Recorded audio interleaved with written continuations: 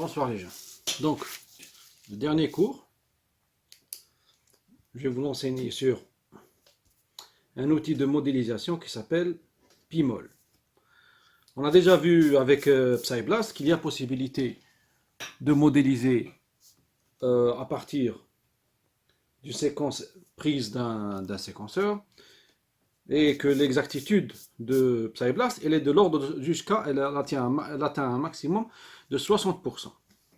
Pimol peut atteindre 96% d'exactitude, il est très très proche de la forme réelle de la molécule, de l'enzyme ou de la protéine qu'on étudie.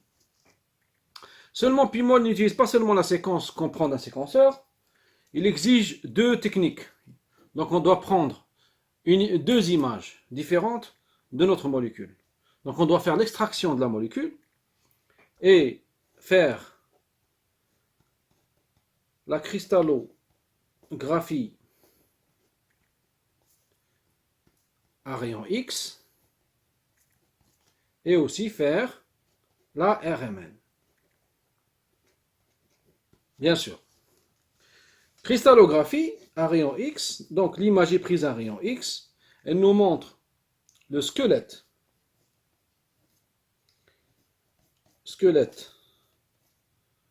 carboné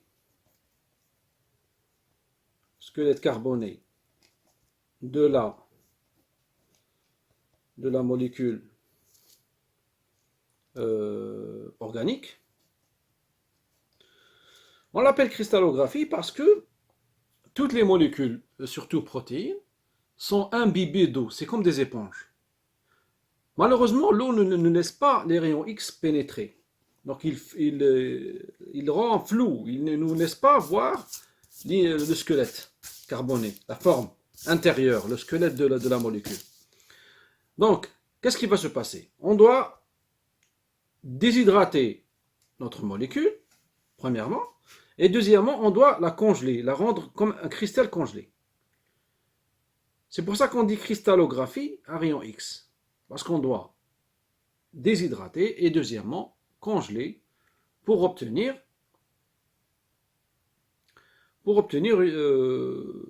une image à rayon X du squelette carboné.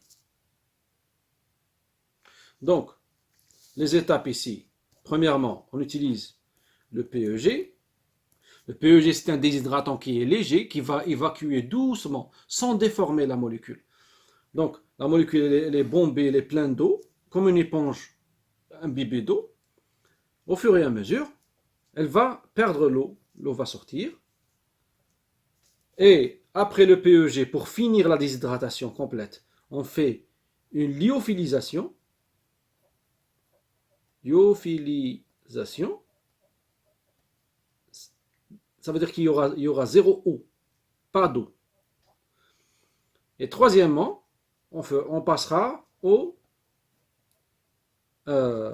troisièmement, on va passer à moins 80 degrés pour congeler la molécule.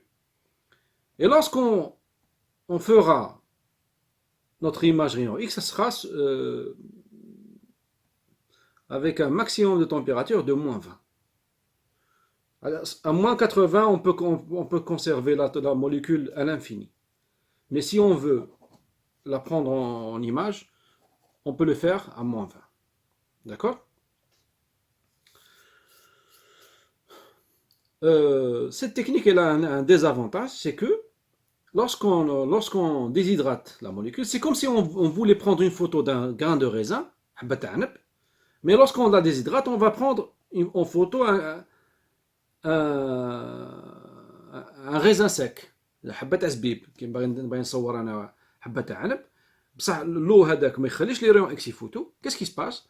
Je vais déshydrater, غادي نشفها. Donc au lieu de prendre en photo un grain de raisin, je vais prendre un grain de raisin sec. Donc, ce n'est pas la même forme. Donc, la cristallographie à rayon X, elle a tendance à rétrécir la molécule. D'un autre côté, donc,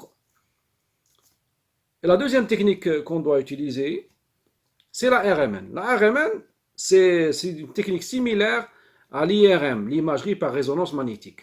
Donc, on va mettre notre molécule sous un champ électromagnétique qui va exciter ces atomes et ça va nous donner une irradiation, une image irradiée, une image de l'enveloppe extérieure de la molécule. Donc, pour pouvoir... petite remarque. L'IRM, on l'utilise dans l'imagerie médicale. On utilise, il nous donne une image des cellules entières, des cellules entières.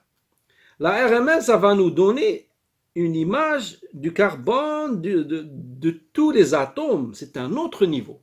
C'est comme si on voulait prendre une photo d'une ville, et là, on peut prendre une photo d'une personne.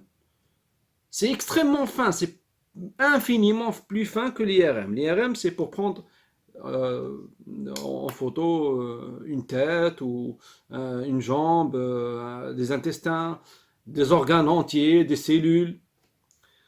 L'IRM, la RMN va nous montrer une image de chaque atome qui compose notre protéine ou notre molécule. D'accord? Donc, avant de passer à la RMN, qu'est-ce qu'on doit faire?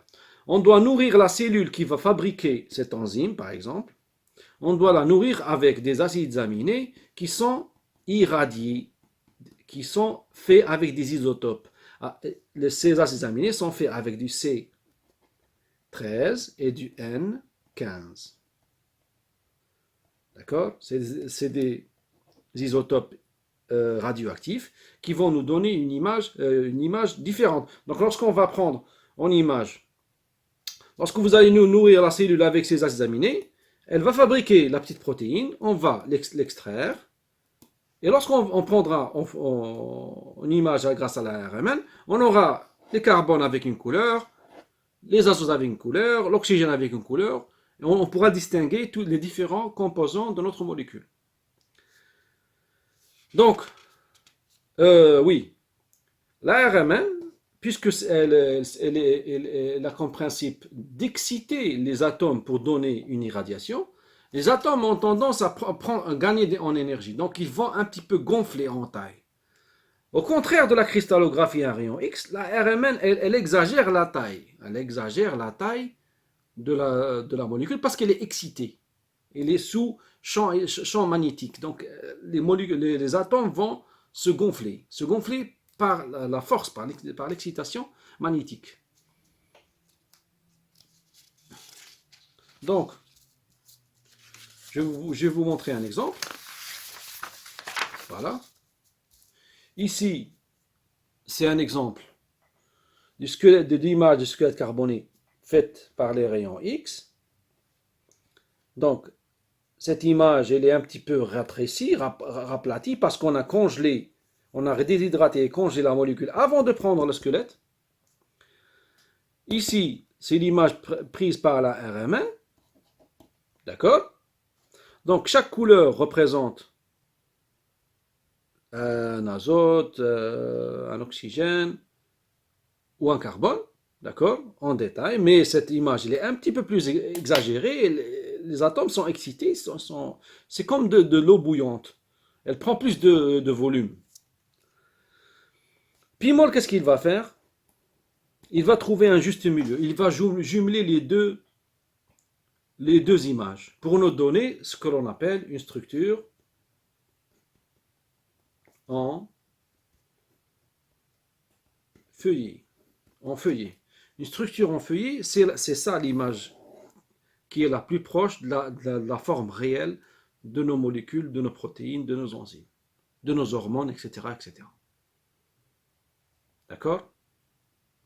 Donc, cette image est un petit peu rétrécie, l'autre elle est un petit peu exagérée, donc Pimol va prendre les deux images et les jumeler en une seule image qui est en structure en feuillet, qui nous permettra de modéliser, de trouver une explication, de faire des interactions in silico.